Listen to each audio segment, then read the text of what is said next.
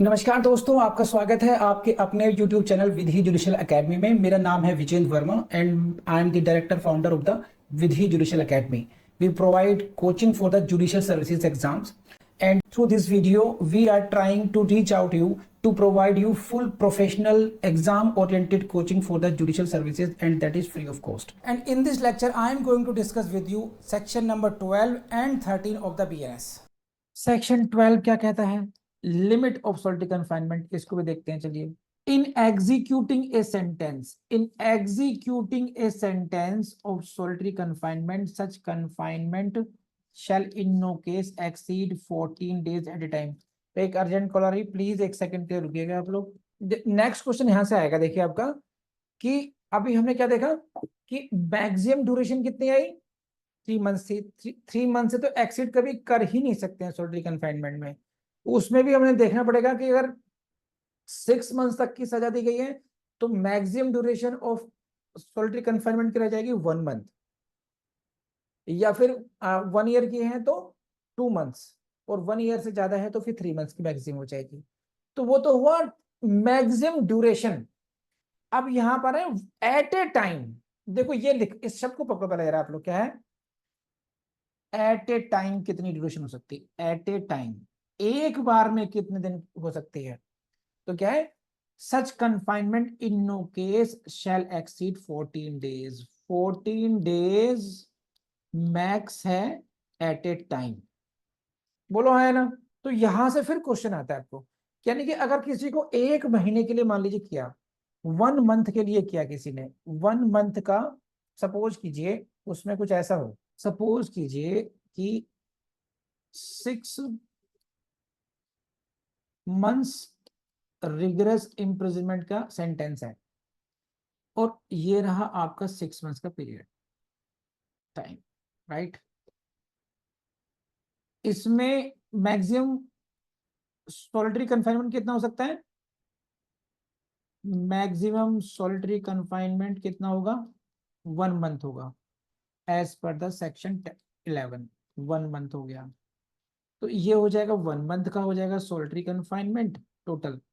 लेकिन ये 1 मंथ भी क्वांटिटी में नहीं होगा, ये 1 मंथ को भी इंटरवल्स में होगा। ये एक ही बार में आप केवल 14 डेज के लिए भेजोगे, और फिर बाद में इंटरवल्स होंगे, with intervals between the periods of solitary confinement of not less duration than such periods. Means कम से कम 14 डेज का आप उसको बीच में इंटरवल रखोगे। तो यहां से क्वेश्चन पूछते हैं कि सोल्ट्री कन्फाइनमेंट वन एक बार में कितने दिन का हो सकता है? तो एक बार में मैक्सिमम टाइम उसको सोल्ट्री कन्फाइनमेंट रखोगे 14 डेज। 14 डेज के बाद में इंसान पगला जाएगा, परेशान हो जाएगा, उसकी मेंटल हेल्थ बिगड़ जाएगी। इसी को ध्यान में रखते 14 डेज के लिए at one time, 14 days, then there should be a period, बीच में कूलिंग पीरियड होना चाहिए बिटवीन, भाई इतना कर लीजिए, with intervals between the periods. तो दो, ये सोल्टी कन्फाइनमेंट का स्पेल है, ये सोल्टी कन्फाइनमेंट, तो इसके बीच का जो एक इंटरवल होना चाहिए, बस ये कर लेंगे आप लोग। इसमें इसकी लाइन को अगर बहुत टेक्निकली पढ़ो, चलो उसको भी समझाया तो, हालांकि जरूरत नहीं है उसकी। देखिए इंटरवल कितना होना चाहिए? With intervals between the periods of solitary confinement. यदि ये टर्म को कैच करो, period of solitary confinement, suppose कीजिए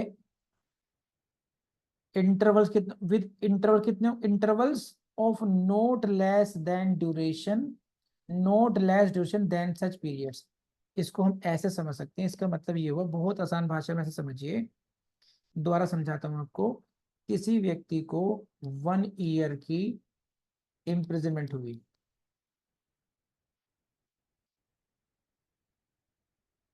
कौन सी हुई? Rigorous. Okay, now maximum solitary confinement कितना हो जाएगा इसका? 2 मंथ्स। सो ये हुआ बार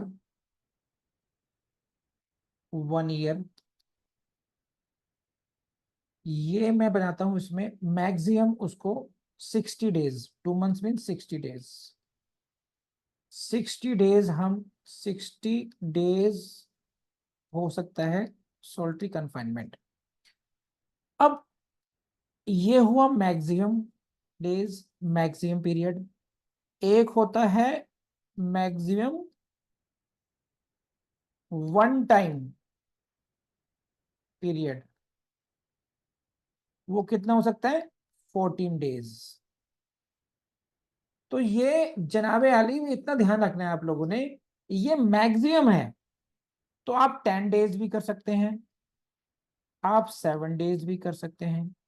तो इनका कहना यह है कि सपोज कीजिए आपने 7 डेज का करा, तो you gave him 7 days, 7 days, फिर गैप आएगा नॉर्मल, रिग्रेस इम्प्रिजनमेंट आ गई, ये 7 डेज सोल्ट्री कन्फाइनमेंट हो गया, फिर सोल्ट्री कन्फाइनमेंट हुआ, फिर रिग्रेस इम्प्रिजनमेंट होगा, फिर सोल्ट्री कन्फाइनमेंट होगा। इसलिए तो जो सोल्ट्री कन्फाइनमेंट एक पीरियड ये हुआ और एक ये हुआ, इन बिटवीन क्या होगा, गैप हो गया, इंटरवल। ये कितना होना चाहिए, तो अगर ये 7 डेज है, जितना सोल्ट्री कन्फाइनमेंट है उतने मिनिमम डेज का आपको इंटरवल रखना पड़ेगा, यानी कि मिनिमम 7 डेज तो करना ही पड़ेगा, ज्यादा भी कर सकते हो। तो कुछ समझ में आया है जो मैंने समझाया टेबल पर आपको? बहुत आसान भाषा में कह रहा हूं कि किसी व्यक्ति को अगर एकांत कारावास की सजा देनी है तो नंबर 1 नियम यह है कि जो उसकी मैक्सिमम ड्यूरेशन कितनी हो सकती है, 3 महीने की हो सकती है। ठीक है, क्या हर केस में 3 महीने होगी? नहीं, हम ये देखेंगे कि उसको जो टोटल इम्प्रिजनमेंट है वो कितने साल का है, कितने महीनों का है, उसके अनुसार हम देंगे। अगर 6 महीने तक की सजा सुनाई गई है तो फिर 3 महीने का सोल्ट्री कन्फाइनमेंट नहीं हो सकता, उसमें केवल होगा 1 महीने तक का। अगर 1 साल तक की सजा सुनाई गई है तो 2 महीने का सोल्ट्री कन्फाइनमेंट मैक्सिमम हो गया, और 1 साल से ज्यादा है तो सोल्ट्री कन्फाइनमेंट की ड्यूरेशन हो गई 3 मंथ्स मैक्सिमम। अब हम ये नहीं कर सकते किसी व्यक्ति को एक साथ 3 महीने के लिए सोल्ट्री कन्फाइनमेंट कर दें, तो फिर क्या करना पड़ेगा, कह रहे हैं कि मैक्सिमम एक व्यक्ति को वन टाइम में आप सोल्ट्री कन्फाइनमेंट देंगे 14 डेज का, उससे कम कर सकते हैं 3 डेज, 2 डेज, 5 डेज, 7 डेज, लेकिन नेवर बियॉन्ड 14 डेज। अब मान लीजिए आपने 14 डेज कर दिया, उसके बियॉन्ड फिर दोबारा कब दे सकते हैं? 14 डेज में मान लीजिए उसको 3 मंथ्स पूरे करने हैं, इसका मतलब 90 डेज हो गया। 90 डेज में 14 डेज आपने, एक स्पेल हो गया पूरा सोल्टी कन्फाइनमेंट का। तो दोबारा 14 डेज कब आएंगे? उन्होंने कहा कि जो नेक्स्ट 14 डेज हैं सोल्टी, इनके बीच में गैप होना चाहिए। तो वो गैप कितना होना चाहिए? वो गैप कितना भी हो सकता है, लेकिन मिनिमम जितने दिन वो सोल्टी कन्फाइनमेंट में रहा है उतने दिन का गैप तो आपको देना पड़ेगा। अगर 14 डेज रहा है तो 14 डेज मिनिमम गैप होना चाहिए between 2 intervals of solitary confinement. अगर 7 डेज सोल्ट्री कन्फाइनमेंट दिया उसको, तो मिनिमम 7 डेज का आपको उसको कूलिंग पीरियड देना पड़ेगा, फिर आप 7 डेज के लिए भेज सकते हैं। 7 डेज मिनिमम है, आप चाहें तो 15 डेज, 1 मंथ भी कर सकते हैं, वो अलग बात हो गई। लेकिन मिनिमम इंटरवल जो होगा वो उतना ही होगा कम से कम जितने दिन आपने उसको eight a time solitary confinement में रखा है। तो रिपीटिशन काफी कर दिया मैंने, क्योंकि टेक्निकल पॉइंट है, कैलकुलेशन वाला पॉइंट था, और यहां से क्वेश्चन करते हुए गलतियां हो सकती हैं। अब मुझे बताइए समझ में आया नहीं आया आपको, जल्दी से। अब रह गया आपका सेक्शन 13, ये क्या कहता है? Section 13, enhance punishment for certain offences after previous conviction. क्या previous conviction, enhance punishment, enhance punishment लिख लीजिए after previous conviction, section number 75। तो हालांकि चांसेस बहुत कम है, मैंने नहीं किया था, आप फिर भी कर लेना। सेक्शन नंबर 13 हेडिंग से, which section deals with the enhanced punishment after previous conviction, क्या कहता है? ये रहा आपका, देखिए, whoever having been convicted by a court in India of an offense under chapters 10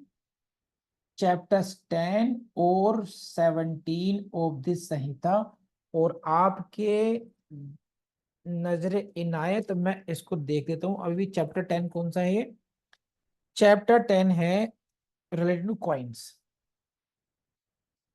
इतना याद कर लीजिए बस, कॉइन्स। और 17 हो गया आपका chapter against property. Against property. So this is not related to all offences.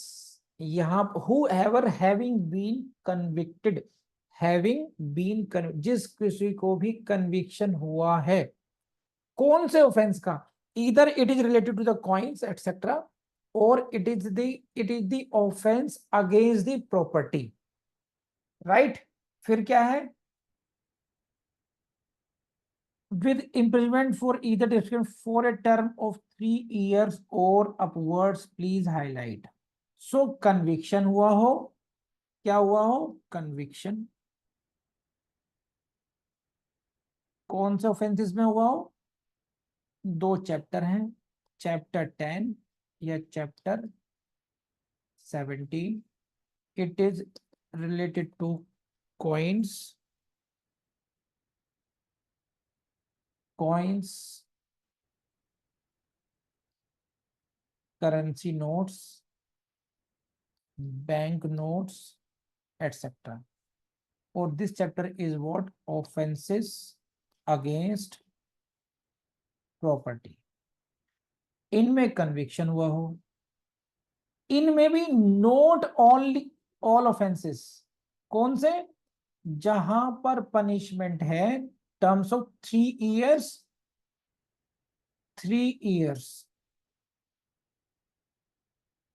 और अपवर्ड्स।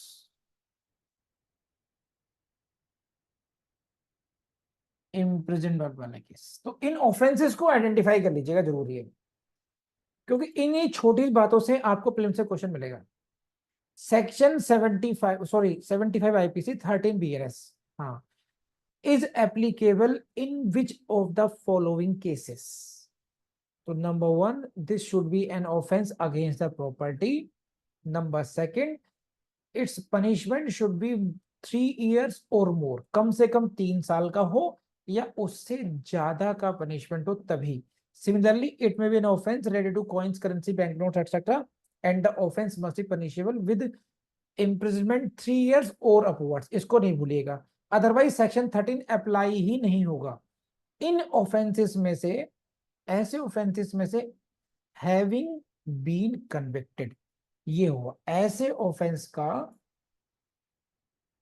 कन्विक्शन हुआ है। टर्म क्या यूज किया उन्होंने? ये रहा, whoever having been convicted of the offense, ठीक। shall be guilty of an offense, ये हो गया।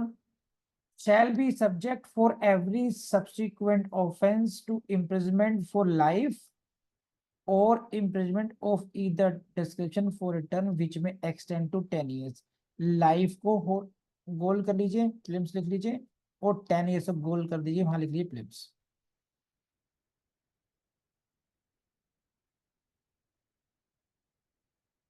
बस। तो अब जो होगा, अगर किसी व्यक्ति को, मान लीजिए जो शिवानी वरदान मैडम है, इन्होंने किसी के घर में घुस करके चोरी की, है ना, तो ये हो जाएगा 302 में जाते हैं, 1 सेकेंड, 303 में डिफाइन है थेफ्ट, 303 में डिफाइंड हो गया। और इसका इसका जो पनिशमेंट है अप टू 3 इयर्स है, इसको भी चलिए हम और पढ़ा देते हैं। थेफ्ट इन ड्वेलिंग हाउस, थेफ्ट इन dwelling house section number 305, section number 305 theft इन ड्वेलिंग हाउस, इसका पनिशमेंट है अप टू 7 इयर्स। एक बार कन्विक्शन हो गया 7 इयर्स के लिए, फिर गिल्टी पाई गई, है ना, with like imprisonment for like term, वैसे ही ऑफेंस की उतने ही पनिशमेंट का दोबारा इन्होंने किया, तो अब जो इनको पनिशमेंट मिलेगा वो as per section 13 enhanced punishment मिलेगा, क्योंकि इनका एक बार पनिशमेंट हो चुका है, हैविंग बीन कन्विक्टेड, और कितना कन्विक्शन हो जाएगा, फिर इनका कन्विक्शन होगा, सेंटेंस होगा या तो लाइफ इम्प्रिजनड होगा या कम से कम विच में एक्सटेंड टू 10 ईयर्स, कम 10 साल तक की सजा हो सकती है या फिर आजीवन कारावास की सजा हो सकती है for every such subsequent offence. जितने भी ऑफेंस आप बाद में करते जाएंगे उनकी आपको इस तरीके से सजा मिलेगी। बोलो यस और नो, समझ में आया नहीं आया? ये वीडियो आपने देखा, उम्मीद आपको पसंद आया होगा, आपने लाइक भी किया होगा, कमेंट भी किया होगा और शेयर भी करेंगे। आज मैं आपको एक टिप और देता हूँ यहाँ पर, ये कि आपको रिवीजन कैसे करना चाहिए। देखिए रिवीजन के लिए आपको एक्स्ट्रा टाइम तो देने देना, वो तो करते ही करते हैं, लेकिन मैं आपको टिप देता हूँ। आपको जो आपका ट्रेवलिंग टाइम है, जो आपका खाने का टाइम है, जो वेटिंग टाइम है, उसमें थोड़ा थोड़ा रिवीजन करना शुरू कीजिए। आप देखेंगे आपका बहुत टाइम बचेगा, इसमें बहुत टाइम बचेगा और आप बहुत फास्ट लर्निंग कर पाएंगे। Thank you very much.